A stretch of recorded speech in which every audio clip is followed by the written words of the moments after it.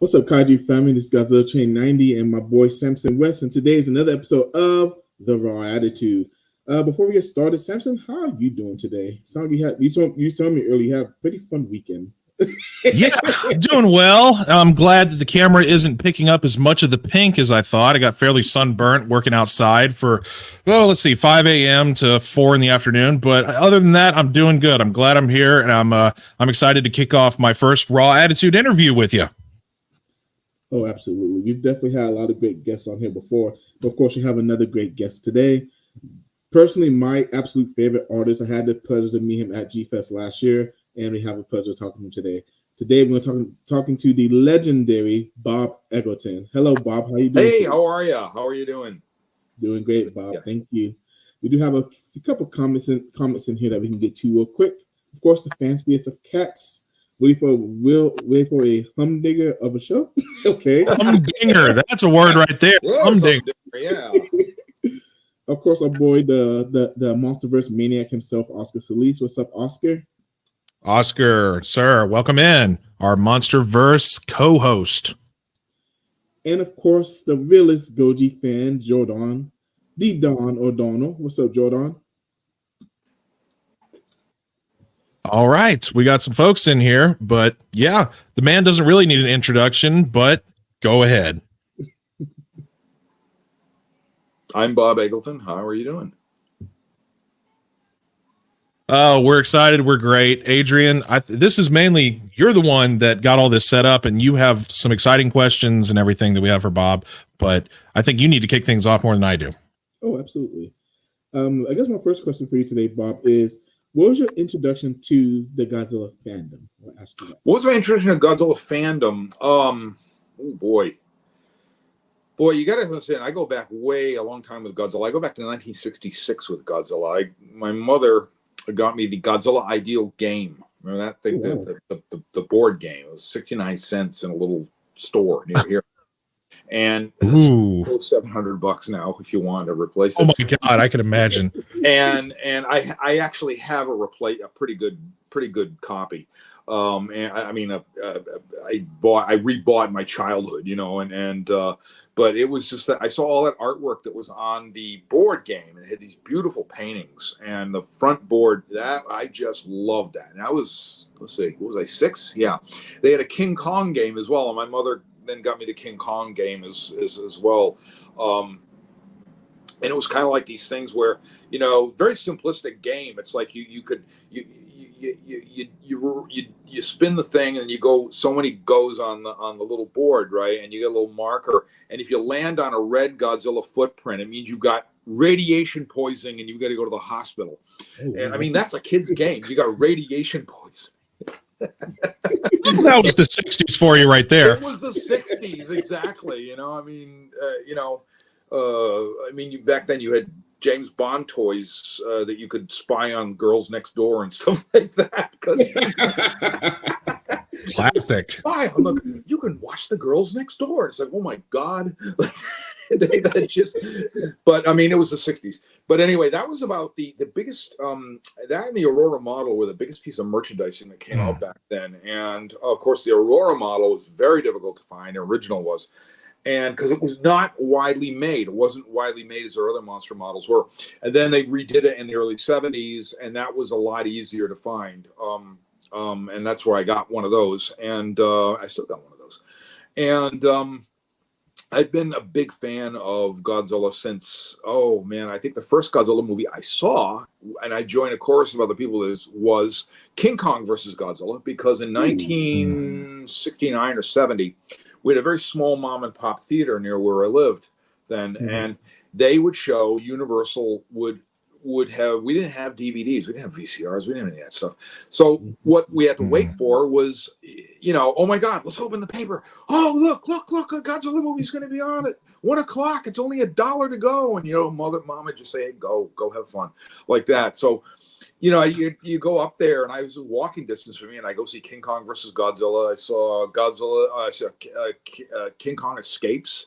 And later in 1973, Godzilla versus the Smog Monster, and Destroy All Monsters on the big screen, the AIP dub too, and Yog Monster from Space, and AIP at the time was circulating their movies, including those ones I just mentioned, but they were also circulating Godzilla versus the Thing.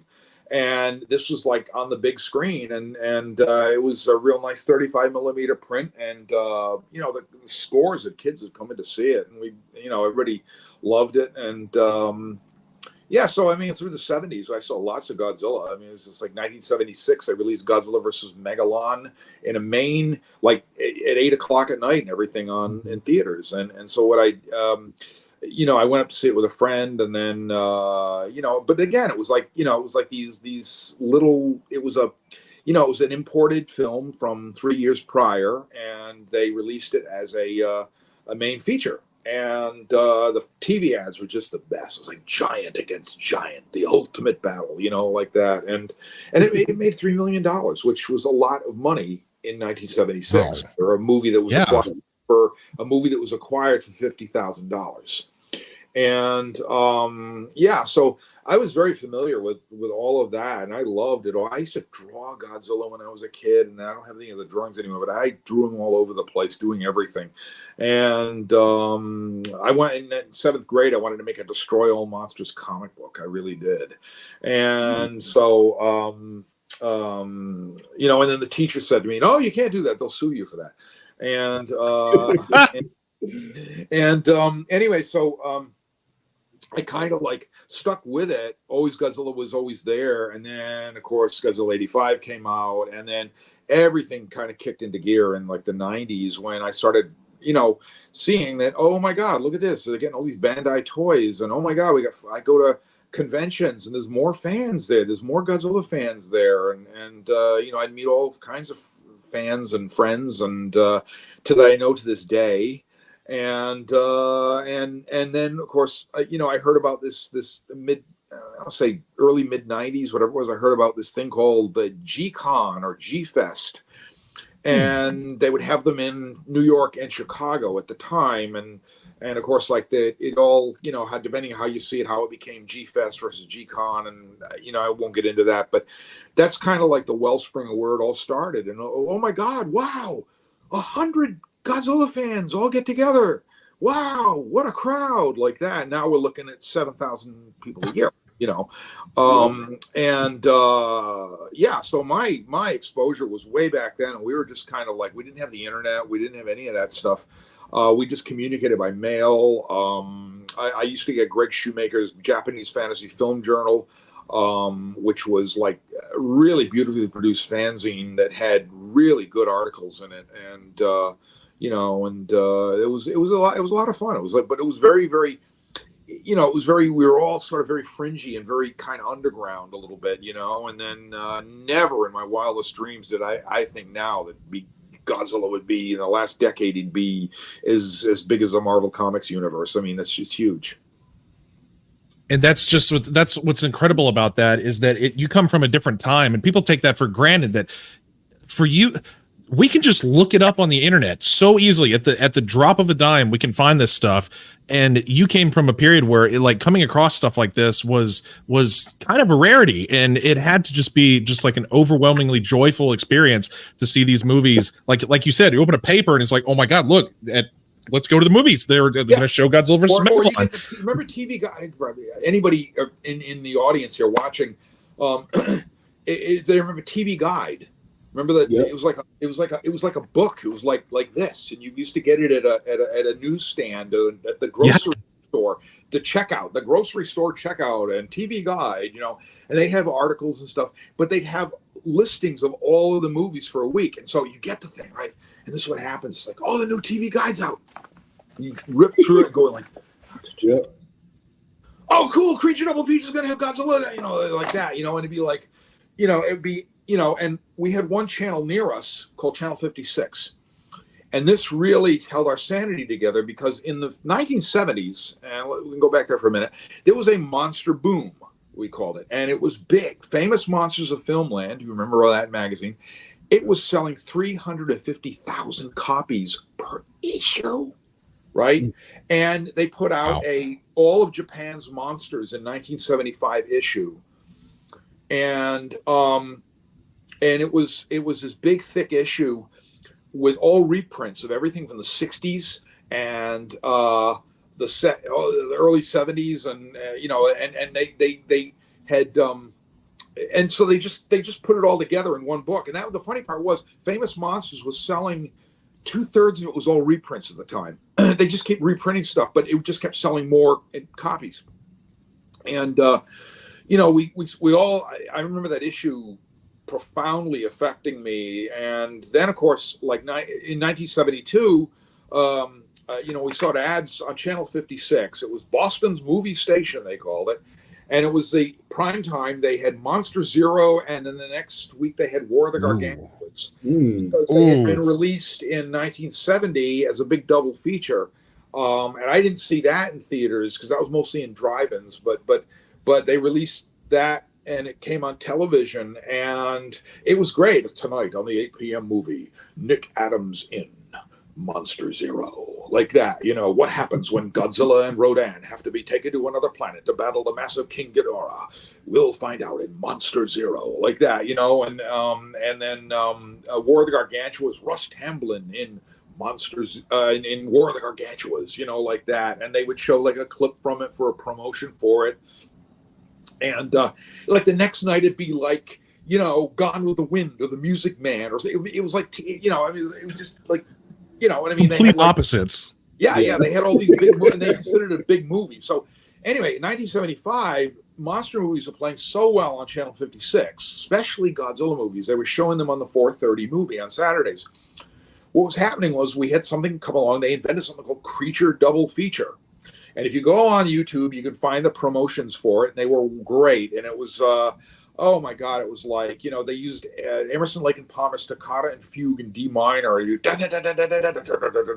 on the Creature Double Feature.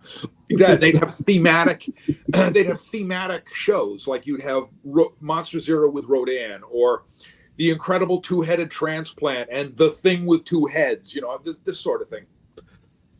War of the Monsters and War of the Gargantuas. It would be like they would, they'd link them up like that. And this would play from 1 o'clock in the afternoon till 4. And, during all the time, they'd have ads for all of those, like, really the funniest ads you've ever seen for, Ronco, K-Tel, all that kind of stuff. And these were old prints. I mean, these were just scuffed up, edited, some of them yellowed prints. They were just 16 millimeters thing. And what had happened was, that's how we saw them. And then, of course, at the UHF station, I had to adjust the rabbit ears on the TV set, right? So I'm going like, stand back. I'm saying to my mother, can you stand over there? She goes, I'm not going to stand here all day like that, I said, yeah, but it's something better if you're standing over there. I mean, we didn't have high definition. We didn't have any of that stuff. We were lucky to have a picture on a tube. You know what I mean? And anyway, so they would show these things, and anyway, what was going on was that it went off the air in 1980, I believe, but this was the 80s is the age of the superstation, and someone in the commenters here brought up TBS and TNT, and these guys jumped on it with Monster Vision, and they've got some great promos. It's still on YouTube, and they'd have Godzilla President's Day Weekend Bash, and like, it was all so much fun. And they were these tattered prints of these things. And, they were just being shown because at the time they were getting the UPA library, which is Henry D. Saberstein, and showing them on this. And the funny part was that this all went through the 90s. It was a big staple, and we had Joe Bob Briggs start to host them and things of this nature. And it was always worth kind of communal. It was a communal feeling of seeing this because, these films weren't on disc yet. They were on VHS tapes, but even the VHS tapes were a little bit dodgy. They weren't the greatest things.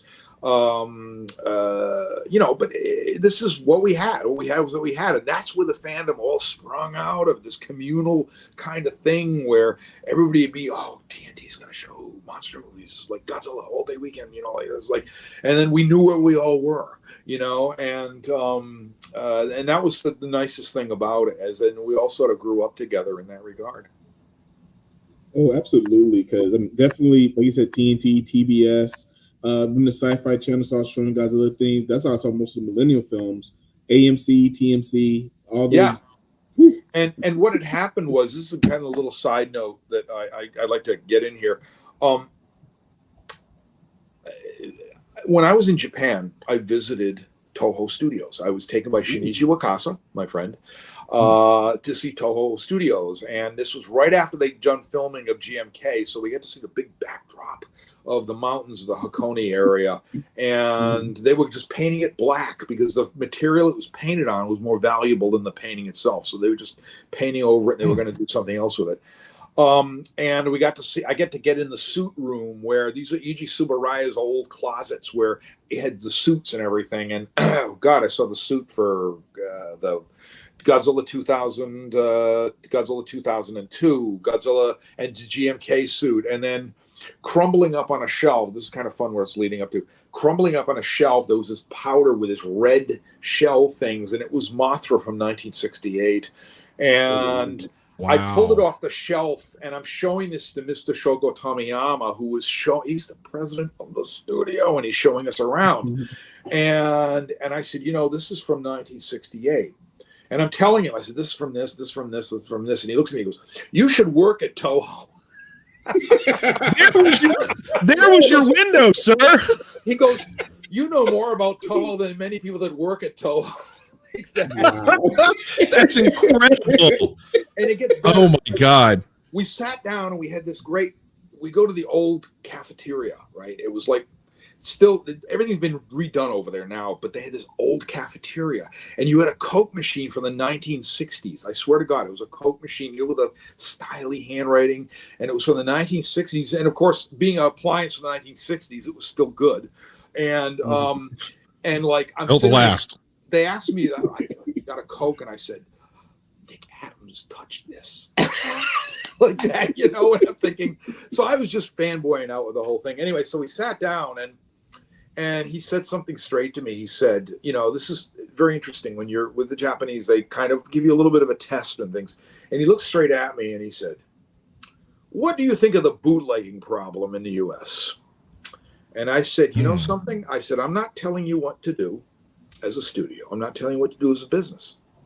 But I will say that here's a really good thing. You could eliminate a lot of that overnight. I said, get people to see these in beautiful letterbox with subtitles, or if it's dubbed, give them the option of one or the other. I said, and put them on DVD or disc. I said, or get them on the TV. I said, even more so, because like the Sci-Fi Channel at the time, I said, was showing these really just shoddy copies of, you know, Godzilla versus Megalon, all that kind of stuff.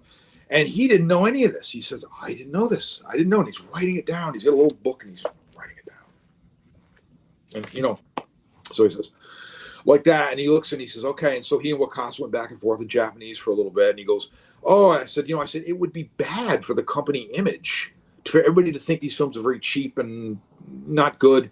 I said, so if they have beautiful copies of them, maybe it would look better for Godzilla and look better for Toho, you know?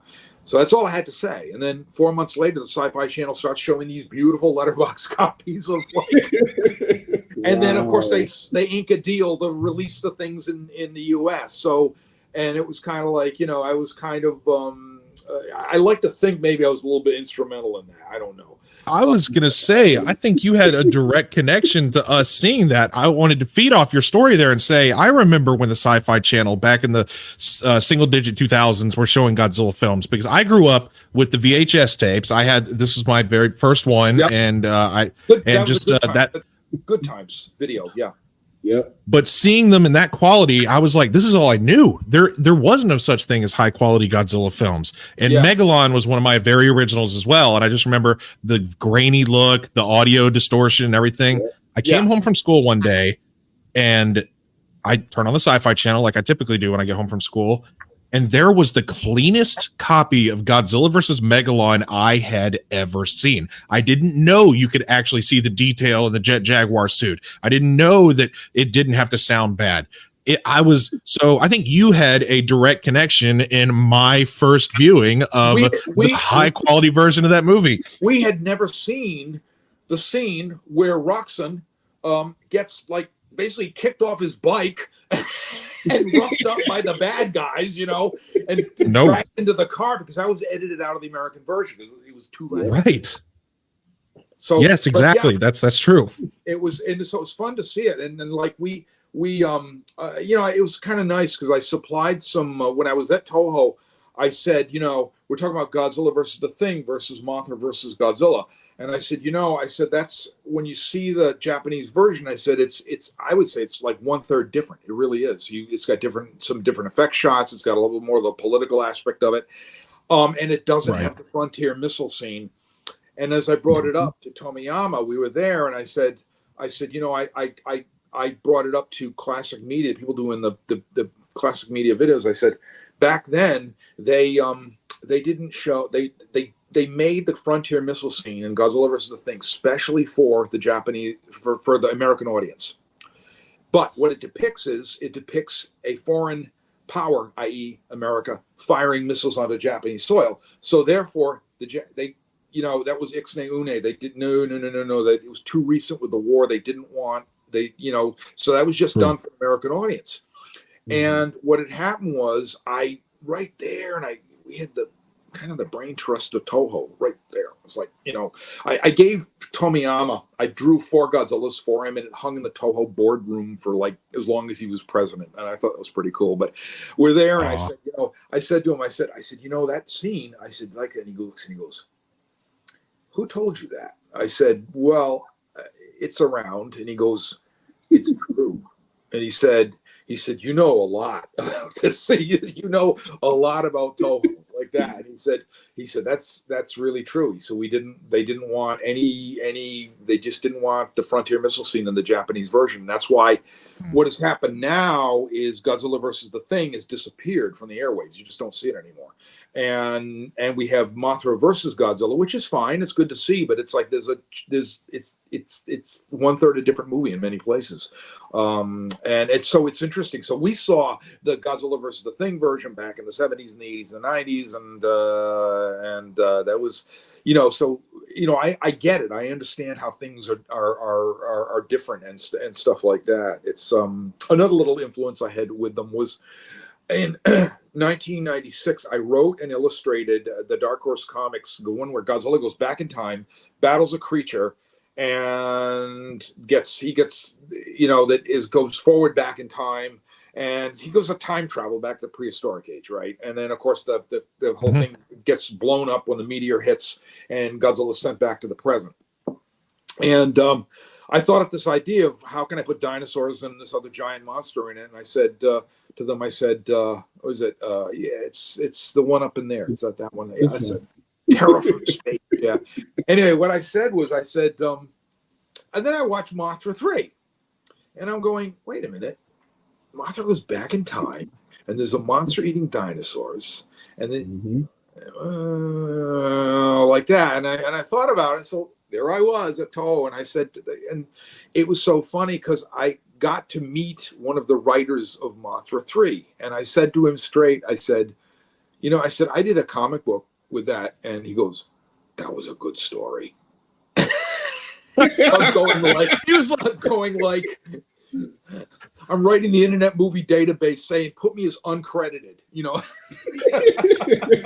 He essentially was telling you, yeah, I know.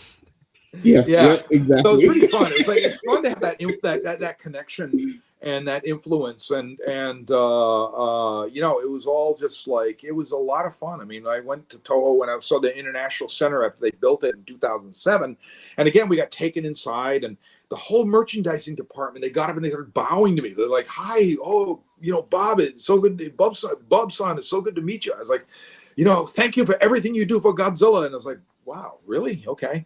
Like that. So yeah, I mean, it's a good feeling when you have something that's your childhood thing and it comes back around and becomes part of your life. And then I was a running extra in 2002, and you could see me for about 2 seconds on screen as I fade out. Oh wow. And that's got to be real surreal, because to come from it being your hobby and like your fandom and something you loved as a child to being something that you actually have profited from, and you've actually gotten your foot in the door and gotten to do many different experiences, that's got to be just a different kind of feeling right there. Yeah, it was kind of fun because like when Masaki Tezuka didn't know that I was going to come to the shoot and the thing, and then when he met me and I got introduced, and he's the director and there's with Tomiyama and stuff like that, and then we hit it off great. We hit it off great, and he says to me, he goes, "You should have told me you were coming." He said, "I would have made a scene for you." Oh, cool. Oh. Wow. It would have been like, one of those numbers. Yeah, one of those just close-up shots of just the dramatic what, and just well, dang, yeah. But I mean, it's like Godzilla's always just part of my life. He's part of my career to this day. I mean, we're doing some fun stuff. Yeah, and I kind of jumped the gun when I said you're a man with no introduction, but you have quite the resume. You got Godzilla, you have sci-fi, you have fantasy, you have horror. You have spanned across decades and Magic the Gathering cards. That's my other thing I do, man. I've done those and I've done book covers and stuff like that. And I've explained Godzilla to science fiction fans who are not into Godzilla. And what happened was recently they kind of all laughed. They would say, "Oh, he's into those rubber suit." Like that. And of course at the what happened was when Godzilla -1 came out and everybody loved it and everybody started going, "Wow, this is a great movie." And I said, "You see?" that is the big fat "I told you so" that every child that's been part of the fandom can now say. We have all experienced that. Told you so, and now we're there.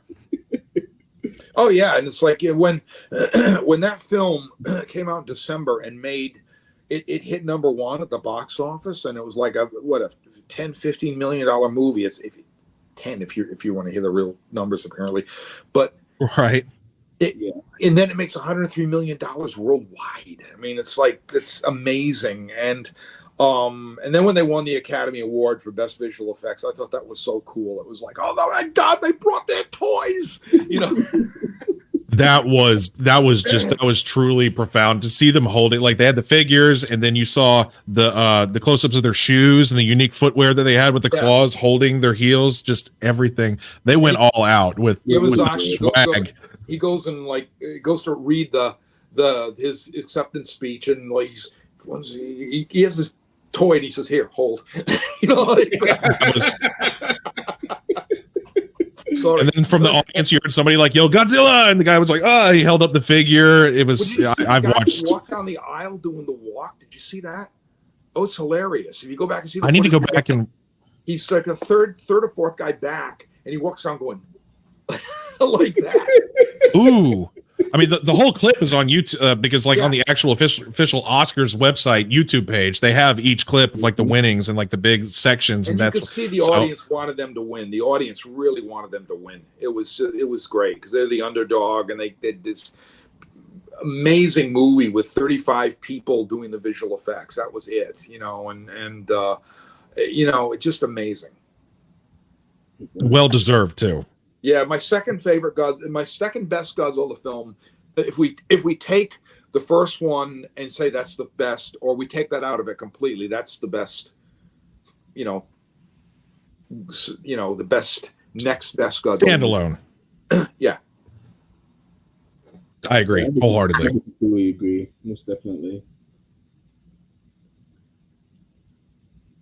Well, Adrian, what do you think? What question's next? Should we move on to the next one, or should we spearhead into one of what do you think as far as time goes?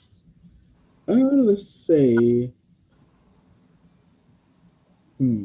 So we did talk about what got you into the fandom, Bob, but I do want to know who influenced you professionally to be able to, and who left the biggest impact on you. Biggest influence professionally was, oh boy, I have to go back a long time, a long ways with that. I mean, I always wanted to be an artist from when I was maybe 10 years old doing this kind of stuff, and everybody thought I was crazy. But I mean, all the comic book artists of the time, Jack Kirby, Herb Trimpe, Mike Plug, are amazing comic artists. I love his stuff. Man Thing, he did all that. Basil Gogos, who did the wonderful, wonderful Famous Monsters covers. He was a great, great guy. And one of my, I think my Godzilla hero painter is the late Noriyashi Orai, who did those great posters in the like from 84 on. He did the great announcement posters. Yes. And I love his work, something fierce. It was just, and I got to see the originals when I was in Japan, and one of them was the size of a door. I mean, like the size of a bedroom door, and it's huge. It's the Godzilla 84 painting, and it's just beautiful. All of this, it's all just, it's all quick and it's just beautifully done. And big influence on me was that. And I've got all kinds of influences. I mean, I could go back to like the 1700s for artists I like. But I mean, I'm really into this kind of things. Yeah, it's exactly. He Orai did the Heisei series, and it was just like they were called announcement posters, is what they were called. Not the movie poster, but Toho had this thing of when they announced a movie, they would like an art poster to come out to announce the movie, so that's what they did.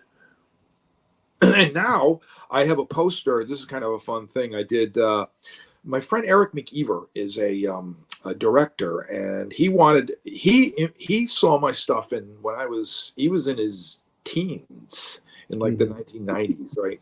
And he wanted to make movies, and he said, I'm going to have Bob Eggleton do a poster for me when I grow up and make movies. Well, he's in his 30s now. And in 2021, out of the blue, he contacted me, and he wanted me to do the poster for his film called Ike Boys. And you can go Google it. It's this wonderful, wonderful film with Ben Browder and Quinn Lord. And, oh, boy, let's see. There it is, yeah. Billy Zane. And it's such a tribute film. If you're a kaiju, anime, anything like that, it's such a wonderful tribute film. And it's streaming, so you can see it, and all kinds of fun. It's so well written and so well done. And Shaku's in it. Shaku from Godzilla against Mechagodzilla is in it. Ooh. And he asked me to do the poster, and he wanted an art poster like they do in Japan, right? And so that's what I did him. But here's the cool part: is it just got picked up. It's all over Japan now at Toho Cinemas as the official Japanese movie poster. That's awesome. So, booyah!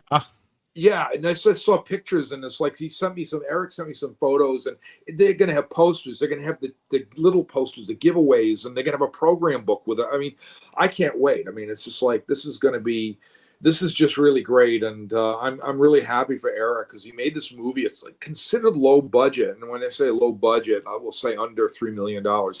But it's it's all up there on screen, and it's a lot of fun. And some of the Daisuke Sato, he did some of the visual effects in Japan. Some of the animation was done in Japan. But it was mostly filmed in Oklahoma. And it has a cameo by Shusuke Kaneko in it too, so it's kind of fun to see. It starts off in Japan in 1969, and it's a hilarious scene. You get I so recommend seeing Ike Boys, and it's Shout Video has it. You can stream it, and it's on Amazon Prime, and it's well worth your time. It's a lot of fun. It's a hell of a lot of fun of a movie. Y'all heard it first. Go out there and put it in your instant queues, okay? Yeah, I'm doing all kind of passion projects now these days. One of the other things I'm working on. I'll get into a little bit is I'm working with actor Todd Stashwick, who played Captain Shaw in the Star Trek Picard series. We got to know each other online, and he sort of like was, oh, Bob Eggleton, oh my God, I grew up with your artwork once again, you know what I mean? And he played big D&D player. So I'm now helping him create a world in this called Progcore, and we're involving all kinds of people involved with it, and great artists, some artists are involved with it, and Will Wheaton's involved with it, and he's pulling in all of his buddies. And Yeah, and he and David Nett, they've created this great world, and so I'm designing a dragon among several things, and there's a Kickstarter going to be going. So if you go to www.progcorefantasy.com, you can learn all about it. On YouTube, there's a animation that I did with Oscar Stashwick, that's Todd's son. I did all the backgrounds. I painted the backgrounds, and I've never ever in my entire career seen my work animated. And Oscar did this beautifully, and he created an animated character to run around. So it looks like a Rankin Bass cartoon, like from the 70s. You know what I mean? And that's what they wanted. Oh yeah. And it's kind of this fun thing, and it's got this great soundtrack to it because they want to bring up, they want it to sound like it's going to have monsters in it. It's going to have dragons. It's going to have all kinds of stuff in it. And Todd is such a great storyteller. I mean, he may play a starship captain on TV, but I'll tell you, he's a hell of a storyteller. And they're doing a big Kickstarter for it coming up at the end of May, and you'll see it, hear about it. And I'm involved with it, and we got all kinds of cool people involved with it. And I'm just very excited for it. And some other things. My other project I can't even talk about it, but I've got something big coming out the end of July. It's going to drop. It's going to be big. Okay. All right. You'll hear about it. You'll hear about it on the list. So I'll make sure it's posted. And it was something offered me last November. I finished it in January. And everybody, they're going all out on this thing, and it's going to be, it's kicking. It looks great. And then, I got something else in terms of packaging coming out in the summer, and then something else in terms of a card game, that is going to be coming out eventually too. So, and these are all like things I can't, again, I signed deals where I can't. Of course. It's like, I know it's gonna hurt so bad to know and not be able to say anything. Yeah, and it's people are gonna like it's like yeah. I mean, this one project they wanted 3 sketches out of me, and they're gonna pick one. Well, they couldn't pick one. They had to pick 2, and they said, "Do you mind doing 2?" And I was like, "Break my arm, sure," like that. We'll pay you twice, and we'll pay you twice, like that. Okay. Like, right, if you say so. And yeah, so lots of stuff coming up, and it's going to be really good. It's going to be it's a good thing. So, well, I got to say, with you saying all this about the future projects they have coming, that kind of brings me to one of our questions here. Let's go back to the past now. If you can recall, and have, I mean, of course you could. What was one of your first, like, when you finally kind of realized, oh my God, I'm really doing this? Like, what was one of your paid gigs that, like, really, that you feel like brought you into the limelight, and that, like, the cover dot you can see in the middle, down in the lower left, but second one in, the red Godzilla. That was Randy Stradley asked me to do a Godzilla painting, and the Godzilla painting for Dark Horse Comics. It says he's back, like that, and so that was 1994. So that was 30 years ago. And so he asked me to do that. I did it. Yeah, tell me about it. And of course, I had to buy reference for it, being toys. And at the time, Bandai was just, I mean, it was. I mean, think about all the stuff that is out. We can't keep up with it. With Super 7 and Mondo, and we just can't keep up with it. It's just, and they're blowing us away. They're going, like, oh my God, my wallet, X Plus, all those guys was back then. It's like a new Bandai came out, and you're like, oh my God, it's a Bandai, like that, and who's going to get them first? And is Jim Serenella going to get them for us, or is such and such right? Yeah, and like so it's like. But that was the one that really made me say, oh, my God, I'm doing it, and all this kind of stuff. And then later on, Random House had seen that one, and they said to me, I was at Chiller Theater, in fact, and the editor, she looked at me, and she looked at Jim Serenella, and she said, I need to meet, do you know Bob Eggleton? I'm standing right there. And he goes, he's grinning, right? And she goes, I got to meet him. he says, turn around like that. And so, hi, how are you? Like that. So I gave her the card, the whole thing. So I ended up doing the paperback covers to these Godzilla books and the kids' books, Godzilla Likes to Roar and Who's Afraid of Godzilla. And so many people have come up to me telling me that those books got them to read. The children's books got them to read. Yep. And so, you know, it's great. And they're adults now. I mean, that's what's really amazing. They're adults now, and they're coming up. And I had a young fella come up to me, and he gave me a drawing, and he's autistic, and he gave me this beautiful drawing, and he said, I drew this for you, and I've got it. I want to frame it. It's just that nice. You know what I mean? He just so it's like I love knowing that I'm part of a Godzilla generation. That's what I call it. It's the Godzilla generation, and it's just something that it's nice to feel that you had an effect on people's lives like that. And then Famous Monsters came along, and that was in 2010, and somebody he was at San Diego Comic Convention and mentioned something about Godzilla to somebody, a friend of mine, and he goes, "You got to get Bob Eggleton," like that. So he looked me up, found it, and I started doing covers for Famous Monsters, and and I got a rondo out of that. That was kind of nice. Then, you know, I went to IDW. I worked with IDW, and we did Godzilla in Hell and #2, which sold 3 printings out. And that's the highest selling Godzilla comic that I know of. That apparently they did 3 printings, and yeah, it you know, it was a fun book. But a lot of this stuff was all done back in the day when, you know, the earlier stuff, a lot of what we see here, the Godzilla paperbacks, they were done back in the day when Toho's approval process was very different than it is now. They're very open. They're very open to new ideas and the way things are done.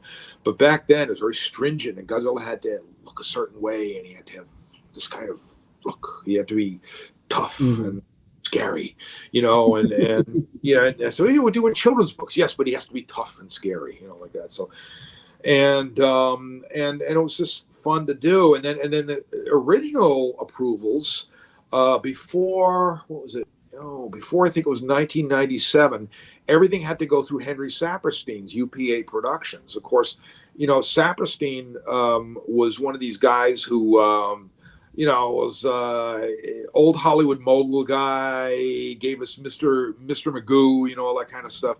And which explains why Jim Backus can be heard in Monster Zero, by the way, where you hear, order retreat. That's Jim.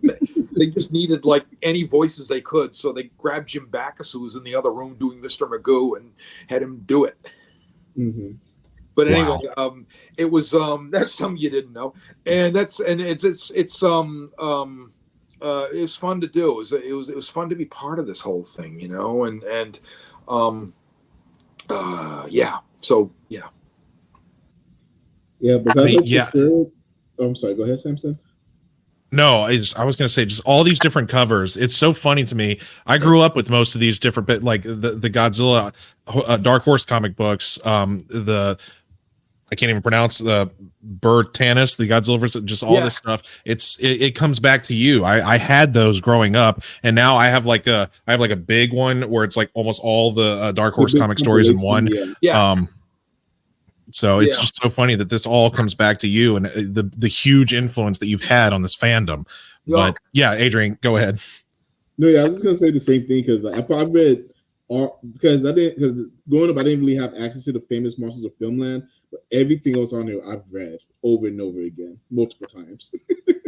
yeah, and it was kind of funny because like they so it's just fun to do, and it was like we and by the way, the Famous Monsters of Filmland covers they were the highest selling issues by as far as I understand that were doing well. And my Godzilla Terror from Space, that one is Godzilla 16, that was the last of the Dark Horse comics, and they were canceling it, but they said let's go out with a bang, and I cut up a story idea and I penciled it, and then I had Andrew Peepoy do some wonderful, he did the inking for it. And what had happened was it sold 16,000 copies, which was phenomenal. Wow. Highest selling book that they've done. And Randy Stradley, the editor, said if that had happened a few issues before, they wouldn't have canceled the book. So, wow. This is funny. So it's fun to do, and it's like it's it's a great I mean, that was back in the day when like Dark Horse sent me like a box like this of contributors copies, just because they liked me, and Mhm. yeah, and it's a long, strange trip. It's been 30 years of doing this, and and now we're at Godzilla's 70th birthday. Yeah, Who would have absolutely. ever thought? Wow. Right. Which of course we do have Jordan on the chat. He did say that Bob that you was his inspiration getting into painting.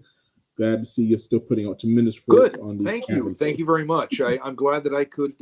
I'm glad. Thank you very much. I'm glad that you think of these things on the dark days you have. We all have dark days, and you think to yourself, it meant a difference. So I made a difference somewhere, and I'm still doing Godzilla. Oh boy, am I still? Oh yeah, and you'll this yeah. Oh, I can't talk about it. Oh man, you're killing us too. Believe me, Adrian. Don't cover up the guest. But we got Give me one more those comments. question. Oscar wanted to know if Yes. you had an idea of drawing your own original Godzilla. Yes. Godzilla is a concept. Okay, and let me answer this in a kind of a roundabout way. Godzilla is a concept. Okay, Godzilla is a if you put say four artists. Okay, say you got Matt Frank, you got me, you got Jeff Zorno, you got all great guys. You got Yuji Kaida, you got a good friend. You got everybody, all the people that do these, and you put us all in a room, and you put a table there for each of us, and then you put big borders so we can't see what we're doing. And they would say something like, okay, this is what Godzilla must have. He must have 3 rows of spines. He's got to have this. He's got to have he's got to have a heat ray effect. He's got to look relatively dinosaurian or whatever. Okay, there's a Toho edict of how he has to look. And if you did all that, you would have, if say 4 artists, you'd have 4 different Godzillas, because he's such a concept. And the way that I have my own vision of what Godzilla would look like, and it really accentuates the spikes. It really accentuates more the kind of the real dinosaur-like head, it's really. I was explaining to people who don't understand Godzilla what keloids are. You know what I mean? I said those are they said, what's with the idea? And I said, you want to learn to draw Godzilla? I was telling some kids this.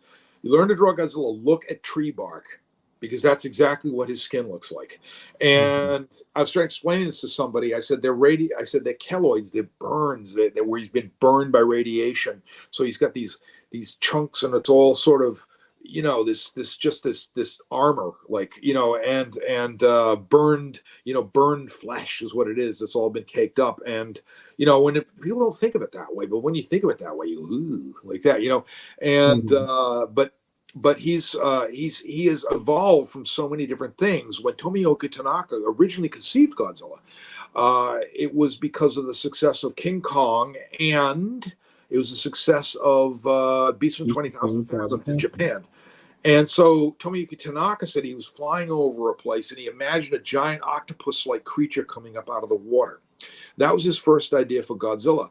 And then they realized they really couldn't make an octopus-like creature work.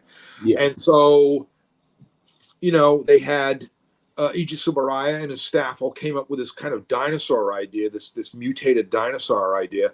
And if you the original Godzilla novel, which just came out, and Godzilla Raids Again, that just came out, the University of Minnesota Press, he is seen in the book as he's glowing blue all the time. His whole body is kind of glowing blue in parts, and so there's another interesting concept. And so he's, as long as you go by what these certain parameters of what he could look like.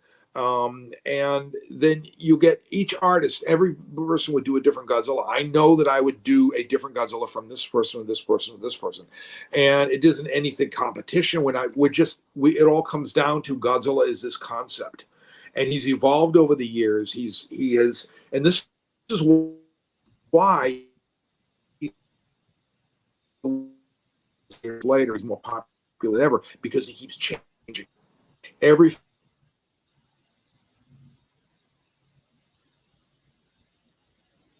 We both have some technical difficulties. Oh, I think we have some technical difficulties here, folks. Bob, if you can still hear us, it seems like your video might have.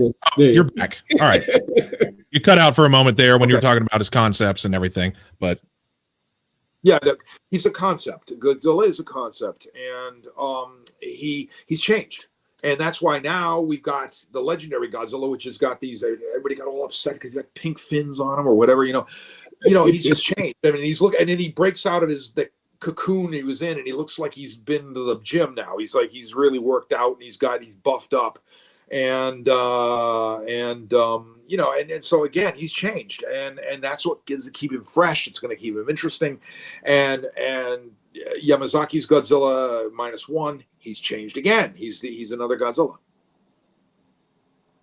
and that's what makes it fresh and interesting. Is that he looks different every time. Shin Godzilla looks different he's another one. He's just different.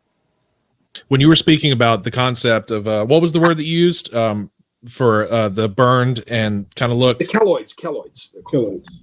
That Shin Godzilla, that seems to be very much because he's scarred, he's ugly, he's definitely like radioactively burned. It's in that tree bark skin and all that stuff. That's definitely a concept we haven't seen. And when you think about it logically, it makes sense because this is a radioactive creature, so he should look like what Shin Godzilla looks like. And Shin Godzilla is a mutated frill shark, believe it or not. His yes, it comes back that he's a frill shark, prehistoric frill shark of some kind that's been exposed to this junk that was at the bottom of Tokyo Bay that they dumped and fed on it, and he became a monster. He became this giant, and that's why he's again evolving and changing. He comes up out of the water, and first he's kind of like a chicken coming along, and there's some scene when I saw the movie in the theaters, there were actually laughs when we first saw Godzilla, and he's kind of walking along like that with no arms or whatever he had. And then he evolves into this other thing. It's got this laser beam thing, and again, it's just something that he has just changed and become a different form of Godzilla. But he's all Godzilla. He's the concept of Godzilla. It's very important to keep that concept. Absolutely. We do have a quick question in the chat for you, Bob.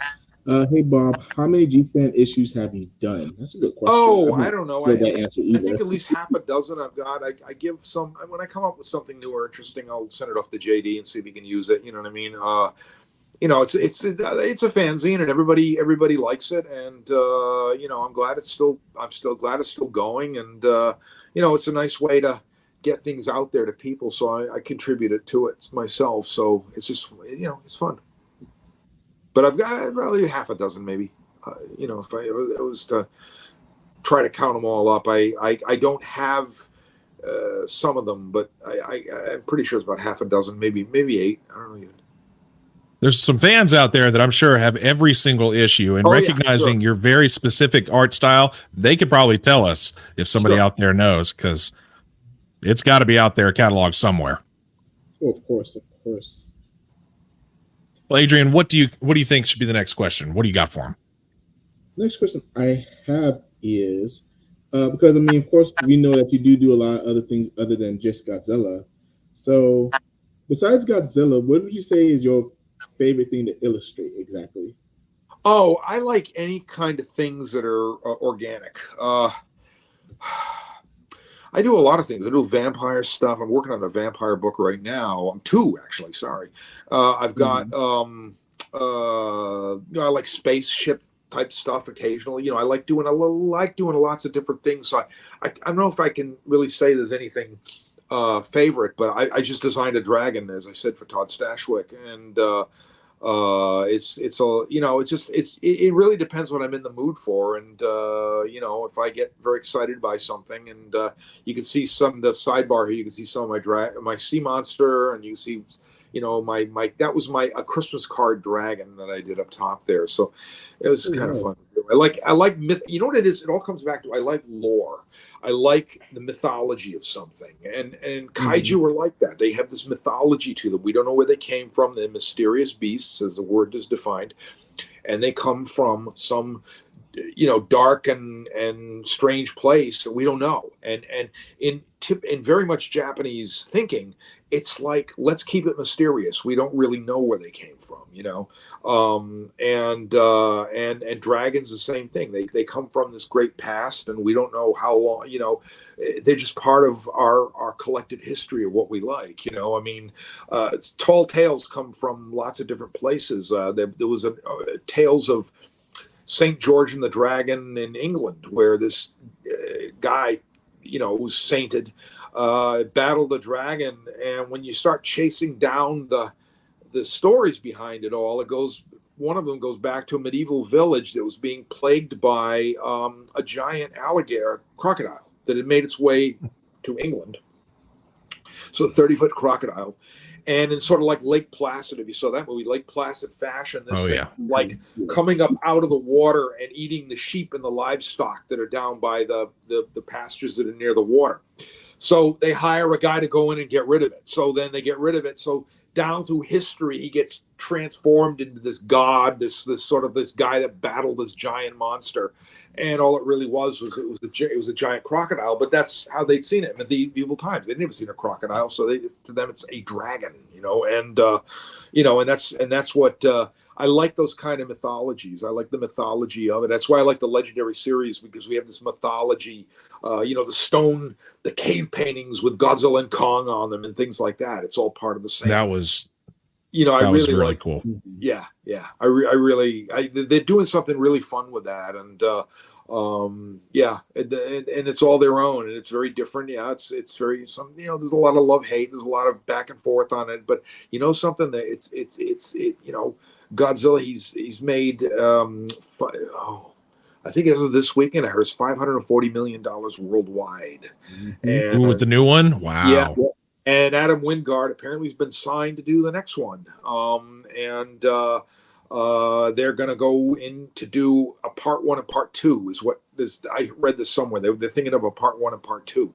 And because and that was Godzilla versus Kong was supposed to be the last one they were going to do, and they were so successful, they said, let's do this one. So now we've got our own sub universe of it going on within the whole Legendary thing. And I think that it's all Godzilla. It's you mentioned him. I go, everybody likes the shirt. I know. I go into grocery stores, and people are going like, wow. The cashier is going like, oh man, I love Godzilla. I love your shirt. I love your shirt, like that, and like and even me. I mean, I'm a married man and all that kind of stuff now, but I still go in there and I mean, girls come up to me going like, I love that shirt. Oh, I love Godzilla. And I'm going, where the hell were you in 1980? Oh my God, no kidding. It's like, what has happened from where I was in high school to now? It's like, it's not fair. Yeah, exactly. And so, but it's just nice to see. It's nice to see that everybody's responding to this, and they're the other day I was in Starbucks and I was like I struck up this conversation, and she goes, I love the new movie. What do you think's going to happen? And like that. She was like, what and then she goes, and then I started looking back, and she goes, they got like 38 movies. And I go, yeah. Mm-hmm. And she goes, they got a Godzilla channel. I said, yeah. Like that. I said, it's all there. It goes back to way before you were born. I said, it goes way back. And I said, it started way back 70 years ago. And now, we're up to, entry number 38, if you will. And even Godzilla 1998, in retrospect, it still has its place in the pantheon of Godzilla. It's the reason I believe the Japanese Toho Pictures continued their version of Godzilla. And it didn't do shabby at the box office. It got bad reviews, but I was kind of like, I always felt like the people that made it didn't really understand Godzilla too well. No, they did not. Actually, speaking of that, Adrian, is that a topic that you wanted to bring up with Bob today? Well, yeah, because I heard another interview, Bob, that you did work on a 98 coloring book. You want to tell us a little bit more? Oh about yeah, that? I did two of them. What happened was Random House. I'd done those books that you'd seen. And this is 1998. And Random House came along, and I remember Georgia Morrissey, who is their art director, comes along and she said, you know, Bob, I got a project dropped on me, and you probably will like it. They got a funny story. Oh, they got a funny story behind this. They said, she said, would you like to do some Godzilla coloring and activity books for the new movie? And I said, okay. And then she said, we can pay you each because we need them really soon. We need both in a month. Okay.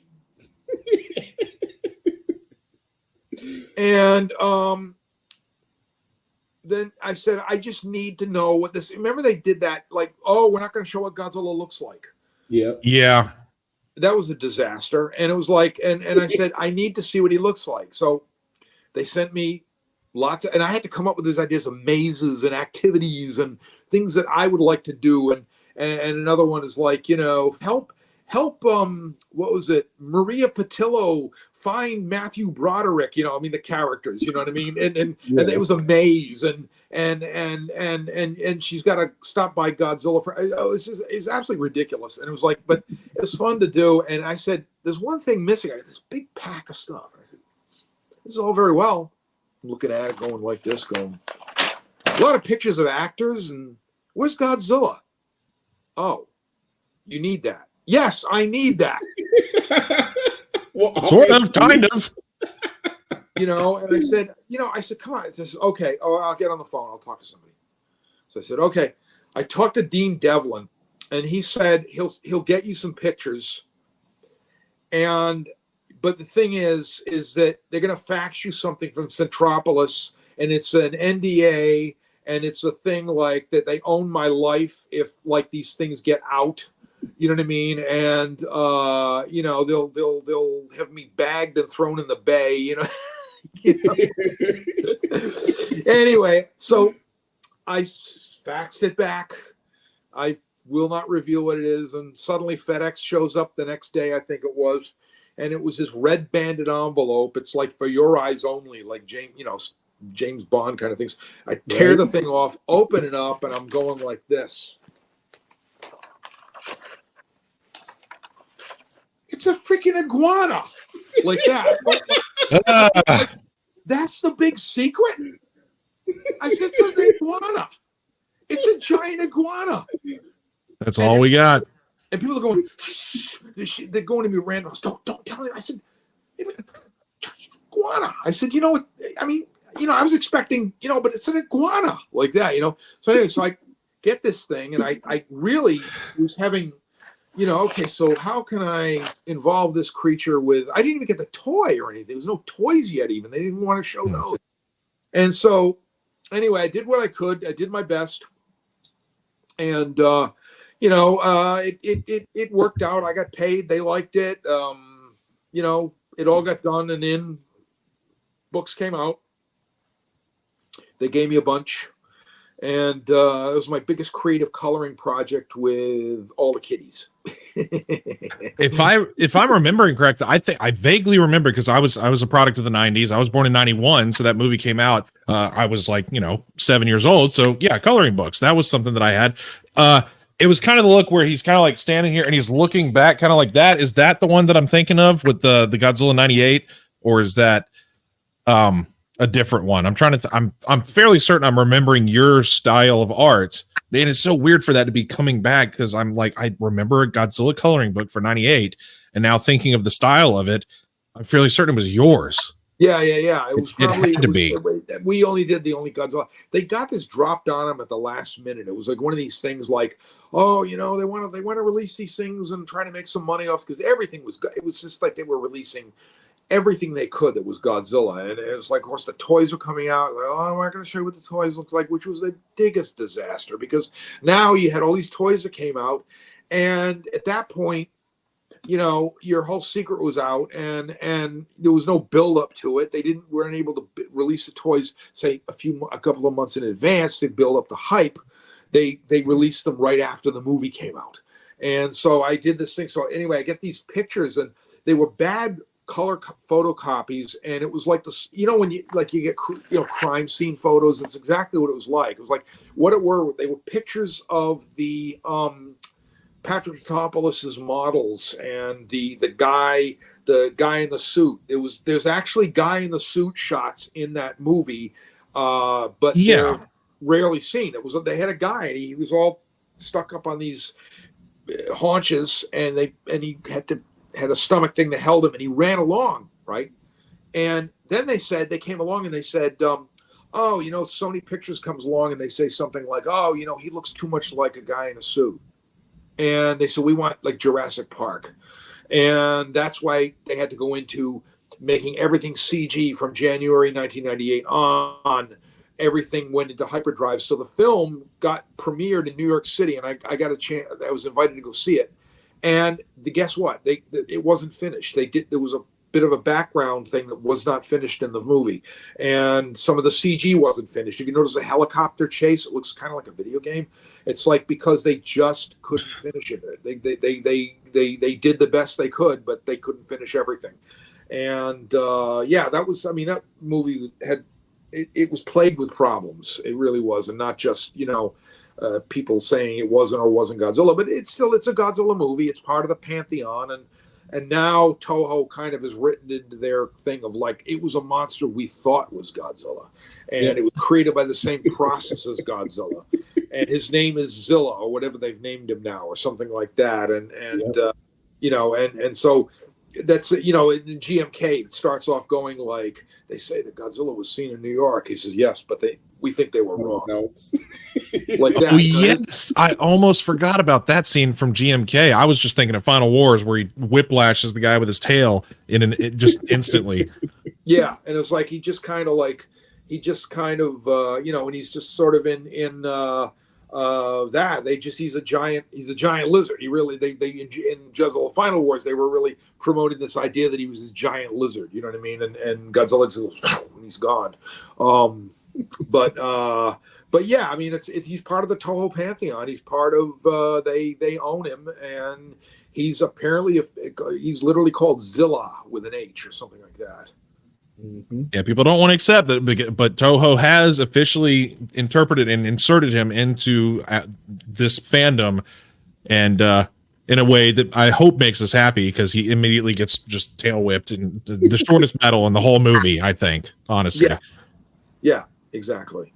So, but yeah, it's just gonna be interesting. So then we had we had the Godzilla 2000, and we had the new series, the Millennium series of films coming up and coming out, and and that was kind of what was cool about those things was that they were one-offs. Godzilla 2000 was a one-off film. Megaguirus was a one-off film. It was an alternate history film where Osaka's the capital of Japan, and then we had GMK, which is another one-off film. And then you had Godzilla against Mechagodzilla and Tokyo SOS, which are part 1 and part 2. But again, they stand on their own from the original. In those ones, Godzilla hasn't been seen since 1954. And and they mention Gyra, the giant Bigfoot guy, mentioned Mothra, and so in that universe, those place. Yeah, it is interesting for them to come back. Like, they're all standalone films, but they all.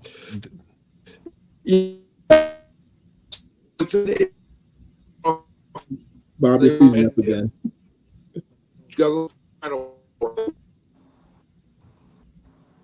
Oh, sorry, we got a little bit of a technical issue. I think you're back though. Okay, I'm here. Yes. Well, Adrian, what do we have next for him? Was it the one about we've talked so much about his art and about his past with Godzilla and stuff, but you are a Godzilla fan all in all. So if you could tell us what's like a favorite collectible that you own, whether it be a figure, a piece of art, just a piece of memorabilia, just like what's something that you'd like cherish that you're proud to say, hey, I got this. Oh, well, it's kind of easy. I own a lot of figures. I am like a subject for hoarders. Tonight on Hoarders, this, like that, This man owns plastic tubs full of Godzilla figures, And what you can you might be able to hold on a second. You can see over in the corner a little bit. There's all kinds of crap in my studio. Anyway, Oh, what I was going to say was that my most cherished item, I have to say, was I've got a little case, and it's right by the bed in case we have to run in a fire or something stupid like that. And it smart is man. Shinichi Wakasa gave me Godzilla's top jaw from 2000, Ooh. and it's the What? teeth. It's the teeth, and it's you can see the strap where the whole thing fits in, and it opens and everything. He just kind of pulled it out of a garbage can, gave it to, he just signs it like that. And then Yuji Nishimura, he gave me an Atragon card, a Mu agent card that was actually on the desk in the film. Ooh. And like, it's got the phone number of the Mu 8, like that. So like we were all saying, let's call and see who answers, and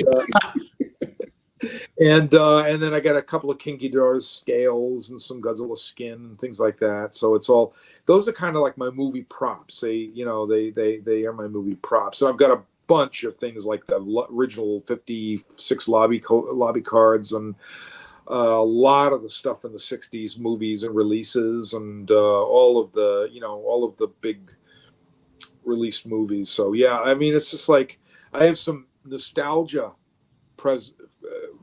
things, but I also like some of the toys, and I like them a little too much actually, but that's okay. Oh, I know. We're all kind of aware of that for sure. Well, we have like these, it's like this OCD, you know what I mean? It's like, oh my God, we're crazy, but Well, I have that. The stuff's in chronological order. I have to do it that way. Otherwise, I'm not going to be happy with the way it's set up. Yeah, I need shelves like you've got. I need really good shelves like I can see in back of yours. But I got to get the time to reorganize everything I've got. I mean, it's yeah. I'll tell you what I love about these shelves. For one thing, they're very deep. As you can see, like all this stuff is mainly X plus. If you can locate them, I got these from Sam's Club, and they are 6 feet tall. And there's 1, 2, 3, 4, 5. There's 5 shelves from top to bottom, 4 feet or so, 6 feet tall, 4 feet wide, and I think 16 inches deep or 18. And they're $70 at Sam's Club. Sure. Yeah, so that's what I'll look at, So, and it's getting the chance to get and take care of that kind of stuff. Just set it up, that kind of thing. I've had collector friends. I say, if I was really well endowed, I'd fly you out here to organize my whole thing like that. Just shut you in the thing and just organize it, but it's crazy. It's like, yeah, it's funny. It's funny. They would do it free of charge too, I'm sure. Yeah.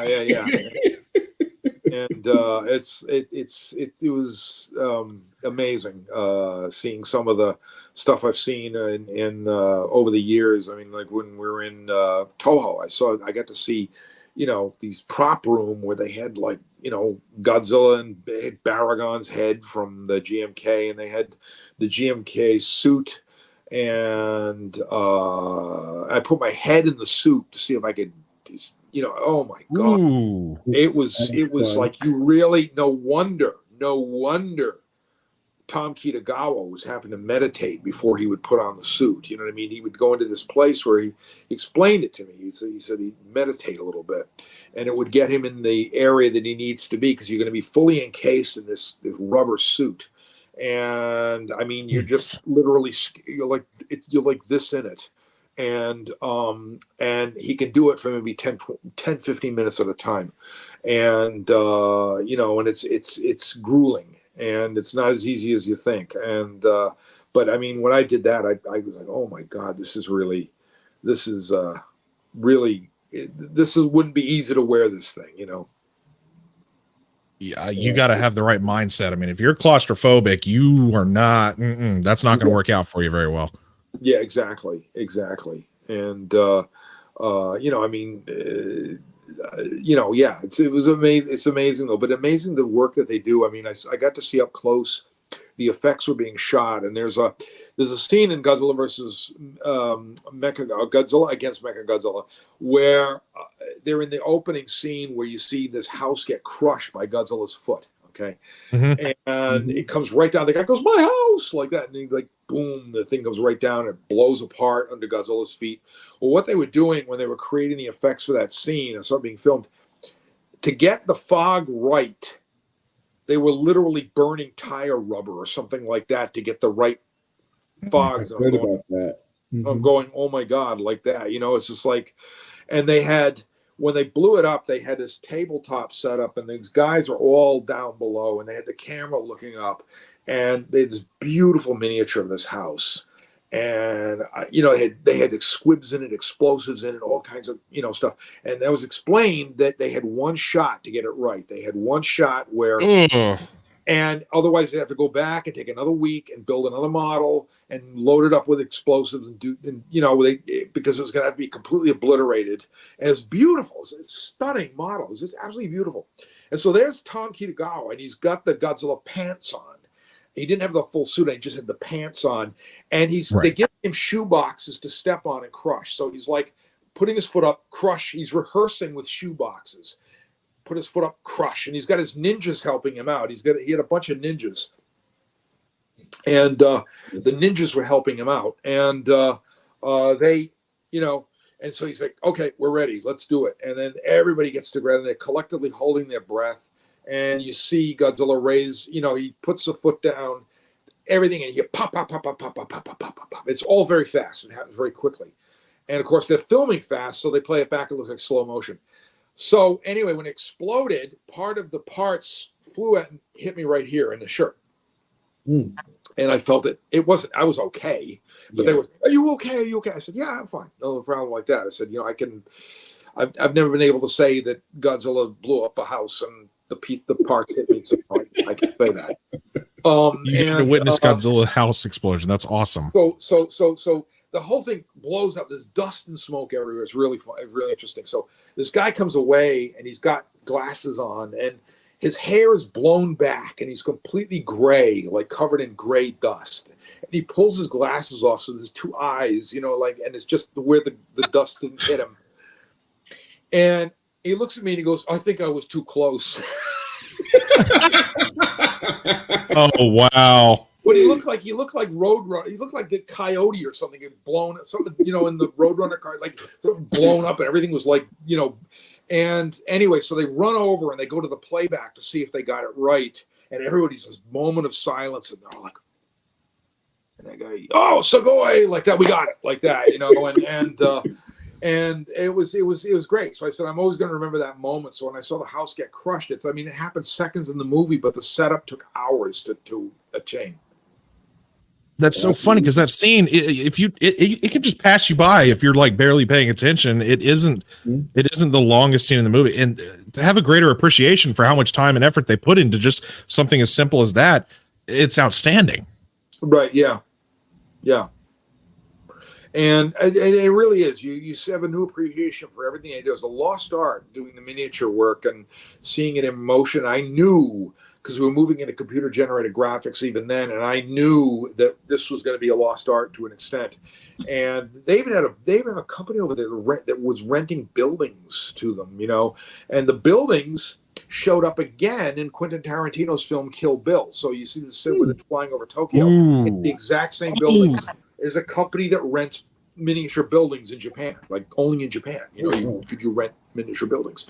I know exactly what you're talking about. That scene where she's coming to Japan for the first time, and you see the cityscape. I was curious if that was. They're on little rollers, so they can be moved around and interlocked, and it's really, really astonishing to watch it done like that. But no, it was a great fun experience watching that. Very, very much. Experience of a lifetime, and you know, it was great to see. It stinks that you weren't able to just kind of slowly be like,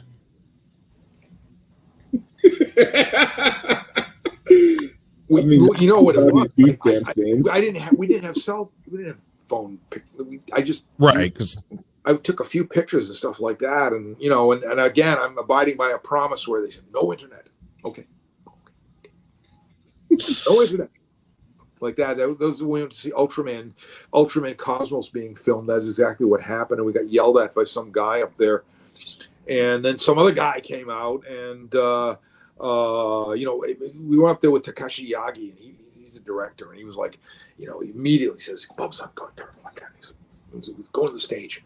We sit at the controls, and he goes, "We're playing around," and like he said, "Oh, like we're I'm going like Jesus, I'm a kid in a candy store. It's like, this is so awesome. I'm on an Ultraman set like that, playing with the thing." And then this guy comes around, and he's like some suit guy. He's like, "What are you doing? What are you doing?" Like that. He got all, but they got all smoothed over. But it was really funny. It was a very funny scene. Those are stories that you're going to hold on to for a lifetime. And I think we all can say we're grateful for you to share that with us, because that's a lot of fun and very funny and very educational to hear all this behind the scenes stuff that you shared with us. Yeah. I mean, you have all this, like, these like moments, and you can't believe the moments you're having, because the first day we went to Japan, I was jet lagged, but you know what? It's like Wakasa took us around to see all kinds of stuff. We saw, we went to Nikatsu Studios where they were filming Ultraman 2.1, I think it was called, Ultra 7 2.1, and they film it on these just plywood sheets, and then you have all the landscape in front of it, so they film upwards, so it looks like they're fighting on a landscape, and they're really not. They're fighting on plywood sheets. And we pull up at Nikatsu Studios. It looks like an old lumber yard, and there's like a security guards guy that they've been there since like the flood. You know what I mean? And I'm looking. I went Nikatsu, and he goes, I said Gappa like that, and then all of a sudden the guy goes Gappa like that. He goes, you know this? I said, yeah, Gappa. Like that, wow. Like that. I said Gappa like that, and it was fun to see it. And then later on, we went to go out to eat, and so we picked up Hiroko Sakurai. So she gets in the car with us, and I'm like, Bob, it's like 30 years ago, you were watching Ultraman on TV and wondering who that gal was, and now you're in the freaking car with her. Just it's like, oh, it was so much fun like that, and it was a lot of fun. And we had a bit to drink, and I started doing impersonations of Ultraman monsters. And oh, you have to. Come on, that's a cornerstone right there. Yeah, I'm going oh, like that, And it's like, and she was laughing. She was laughing partly at the fact that I could do that, and partly that I remembered it. You know what I mean? It's like, because that's the fun thing that the Japanese I found with the Japanese when I was in my visits there, is they are astonished that they've made something that touches the world so much, because they don't think it matters, do you guys remember the Starman movies of like those things with Ken Utsi battling the evil brain from outer space? It was a series from 1950s made by Shin Toho. And I wonder how many people listening are to remember this one. And they made this series called Supergiant. And he's this guy who wears a cape, and he's got this thing, and he's got like this thing on his dealy bopper on his head, you know what I mean? And he comes from the Emerald Planet. Like that, and there's these star-shaped guys that look like they fell out of Warning from Space, and they just kind of like stare, and they got an eyeball on their thing, and they're kind of like, everybody's having this conference, and they just, you got to see these. They're on YouTube. You got to see them. They're hilarious.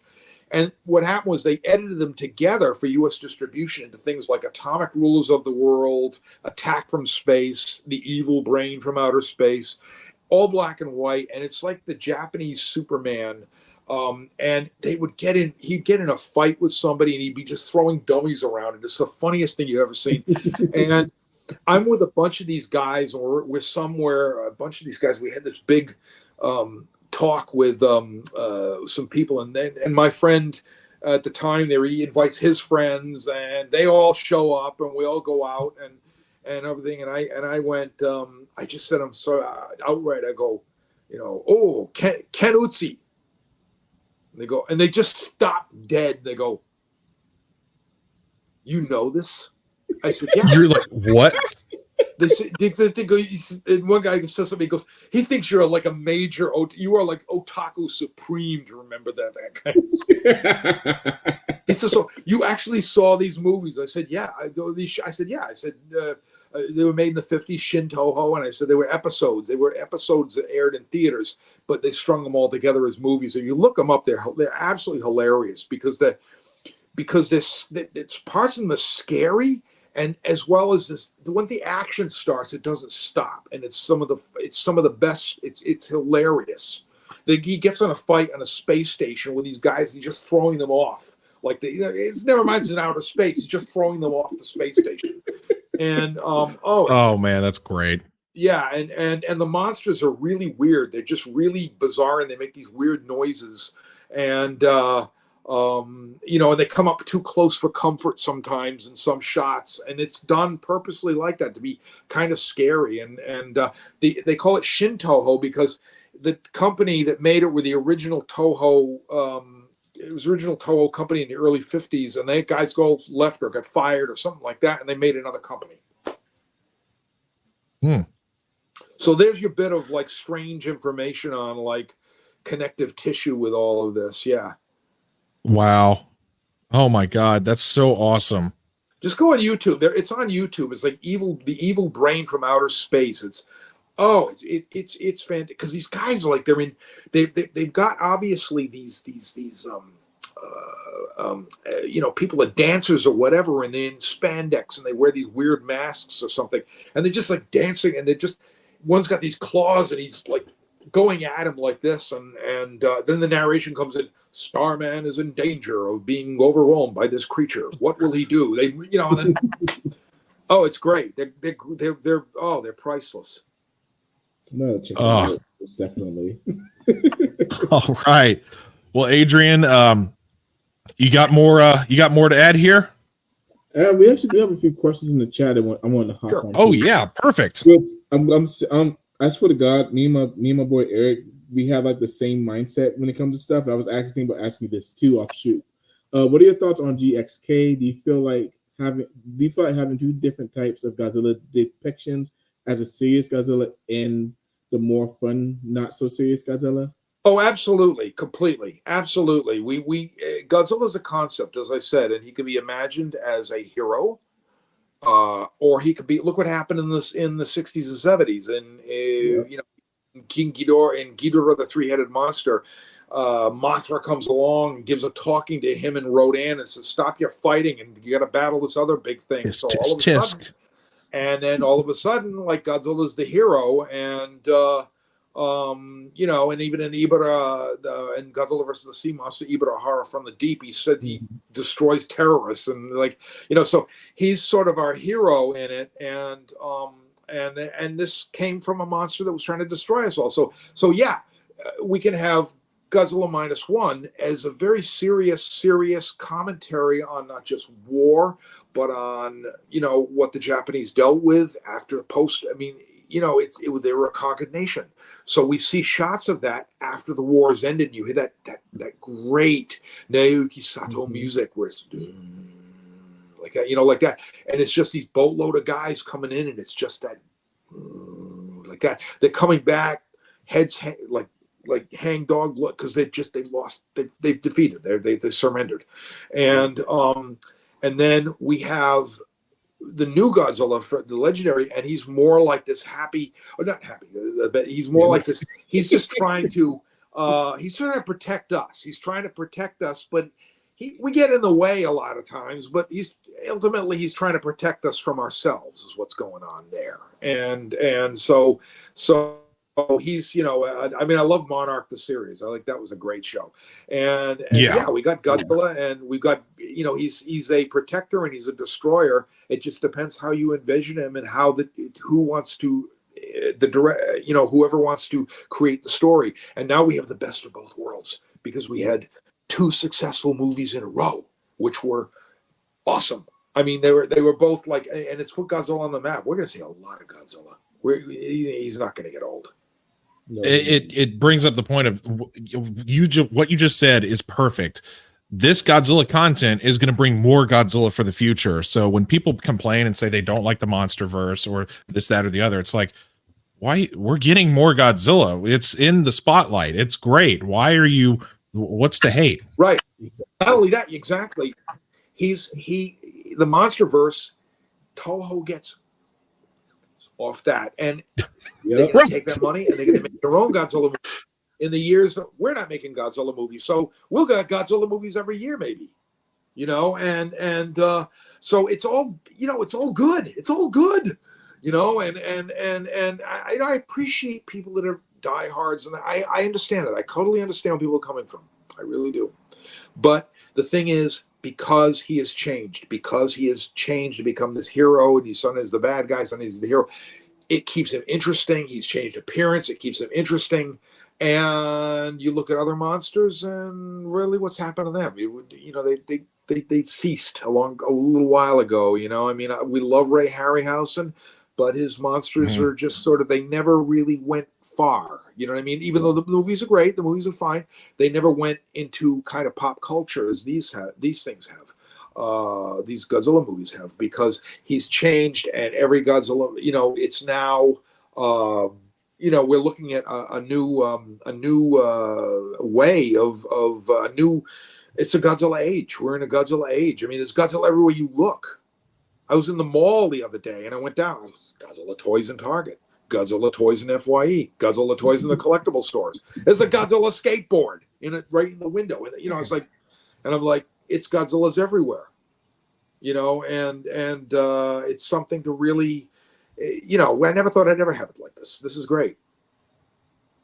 I was about to ask, like, coming from where you started with a board game to what you just said, seeing it all over the place, that has to be mind-blowing. Yeah, it is. It's amazing where he has come, and that he has been, he's got this, we've been on this journey with Godzilla, and every director's done something different. Gareth Edwards came along and he gave us this kind of this slow burn Godzilla movie, and then we had I'll put King Kong in there because Skull Island was great. Oh yes, that's my favorite of the MonsterVerse. That really is like, I mean, that really they really wow. And some King Kong fans were not happy, but that's another story. But again, I had to say to some King Kong people, I said, hey, it's Kong. He's evolved, and he's still alive, and that's why you're going to have lots of Kong, and that's why people go back and look at the old movie in '33 because they've seen this new movie. It's like, oh my God, I didn't know they made a 1933 movie. I was like, okay, no, they did, and Godzilla, there was something fun about the whole thing, and then of course they went in a much more of a super science thing with the Legendary series, and we have. It's like the old '60s movies. It's just a lot more money being used, and we shouldn't look at that badly. Absolutely, that's definitely something we've preached a lot on our show. I mean, like we more Godzilla is good Godzilla. Here at Monsters with Attitude, we have done nothing but praise. We may have our gripes about certain aspects of the MonsterVerse, but it is more Godzilla. Yeah, exactly. And there's more coming, and he's going to change again, according to Adam Wingard. If you hear what he's not going to stay in his present state. He's going to change again, like that. And it's going to be good, Yeah, I heard there was an analogy from something that I saved on my phone that they said that his transformation, the evolved Godzilla, as he's being called, it was only meant to be temporary. Spoiler alert, everyone, he absorbed, I forget what the name of the kaiju was, or the Titan, Tiamat, and that was supposed to almost be like a reference to Dragon Ball in Dragon Ball Z, that it was like the Kaioken move that Goku uses, where he's powering up for a short period of time, but it's going to wear off. Right. So I am interested to see if he'll, like, when he de-evolves, or what, I mean, if he'll maintain his pink pink color, or what have you. Like if it'll have the what do they call it, the thagomizer on his tail, like a stegosaurus still, or what? Like what'll happen in the future? But as you have said several times, your own words, he's constantly changing. He's a concept, and I love that. That's such a great way to hear that from your mind as an artist. Yeah, I mean, I love the scene in the new movie where Mothra shows up, and spoiler, sorry, where Mothra shows up, and it's like, come on, you idiots, like that. We got business, like that, and then all of a sudden, they're roaring up. He's like this. Godzilla's roaring up, and Mothra's between. I was like, excuse me, while I kiss the sky. That's awesome. It's just like Ghidorah. Mothra has to come in and say, hey, you idiots, come on. We got bigger problems to solve right now. Let's go. Even Kong, when he first goes up to try to lure Godzilla out, he's going, no, like that. No, let me, like that. Say, wait, let me talk. Hold on. Give me a second. And we do have another question in the chat that we did touch on real quick. If you could create a Godzilla villain, what would you do? Oh boy, I don't know, Nathan. It's I don't know, something really big, something big.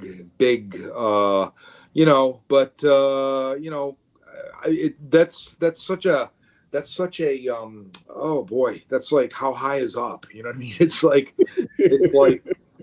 how powerful loaded is question. How powerful he's not. Yeah. Absolutely. Yeah. He's he's just something that we have to be the opposite of what Godzilla is and be bigger and in order to use his power, better. And I don't know, I mean, I thought Biollante was a great one. That was very unusual. That was the dawning of the morphing monsters. You know what I mean? Absolutely, because I know Biollante is my second favorite film in this. Everything about Biollante is just all incredible, especially her evolution from the rose form to that what's the other form called? I'm blanking right now. Well, it's very crocodilian, but final form, whatever you want to. I don't know. If there's an official Toho title for what her final form is? It's escaping right now. Yeah, I can't find it. Cool. And then also another picture that I did share. I was kind of curious about, Bob. I saw you posted the other day about the things from another world. So yeah, I did. That's the things. It's a follow-up sequel by John Gregory Betancourt for the John W. Campbell original story that we did a couple of years ago. We did. Somebody had discovered that John Campbell had actually written a longer novella of the entire thing, not just a short story. He written a novella. So John Gregory Betancourt says, I want to expound upon that. So he asked me to do it, and we did a Kickstarter, and it worked out really great. It worked out a lot of fun. It's going to have a color piece in it and some 5 black and whites, and it's available through wildsidepress.com if you want to go look at them.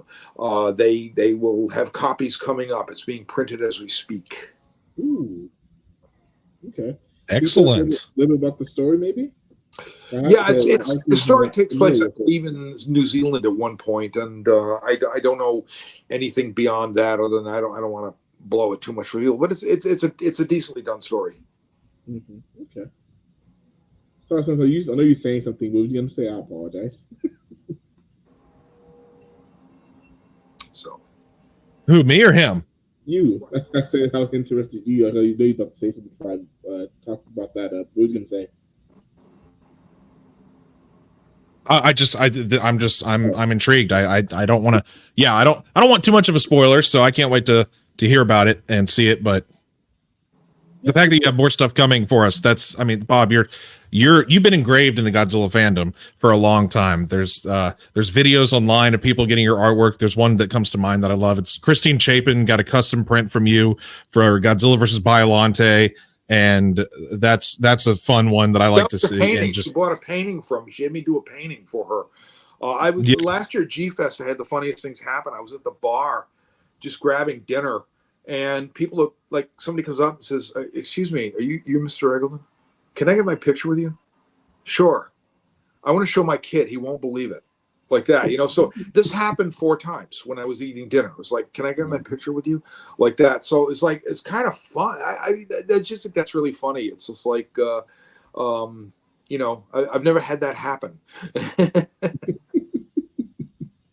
I mean, to come from, I don't want to say rags to riches because that's not the proper term, but to feel that way, that's got to make you feel good to know that you have such a big impact.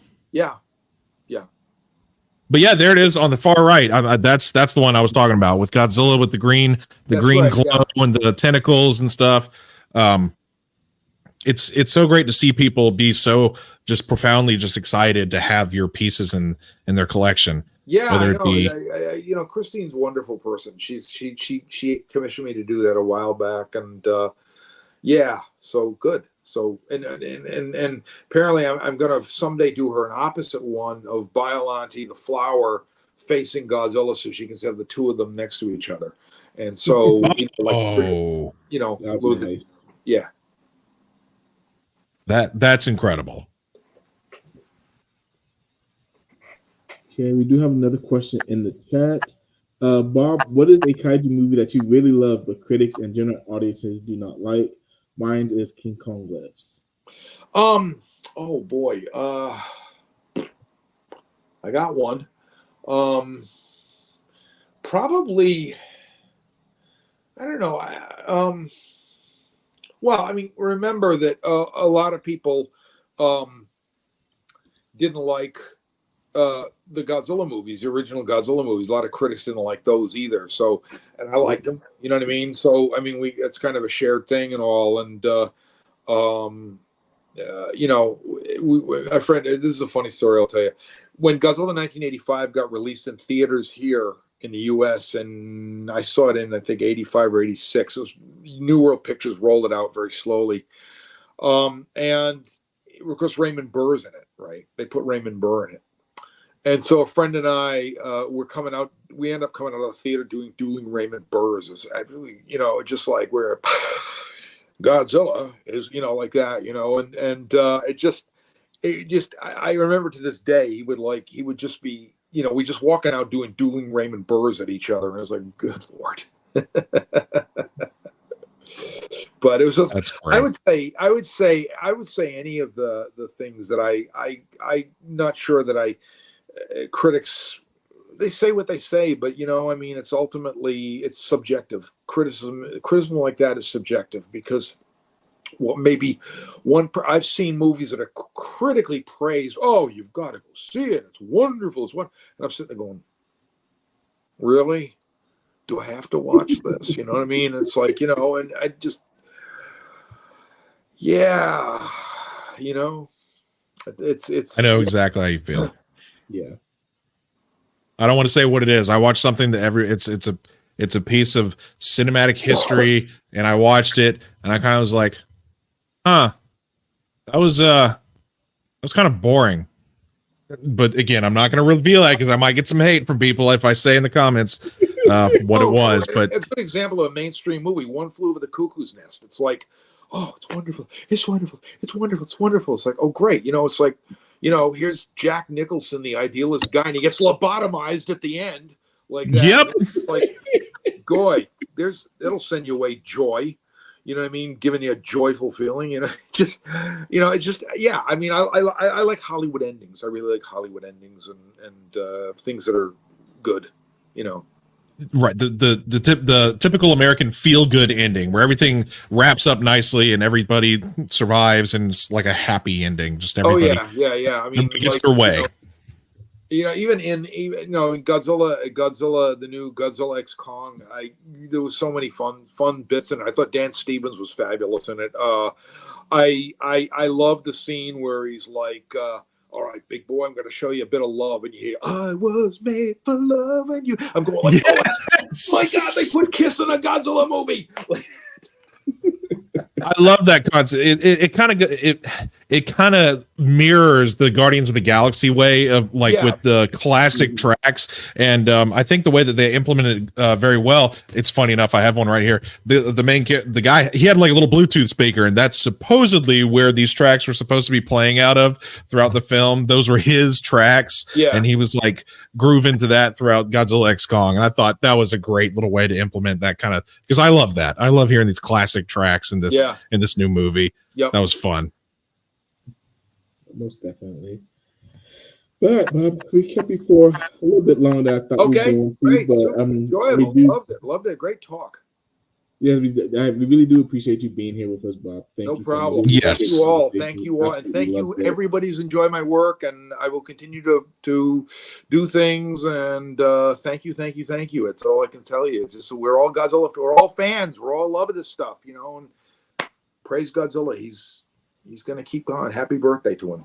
70 years. That's 70 years. It's so strange to think. One thing we like to do here before we end things is to do shameless plugs. So if you have any way of doing a shameless plug for yourself, like how people can get in contact with you, how to find you, if you're still doing commissions, just what have you.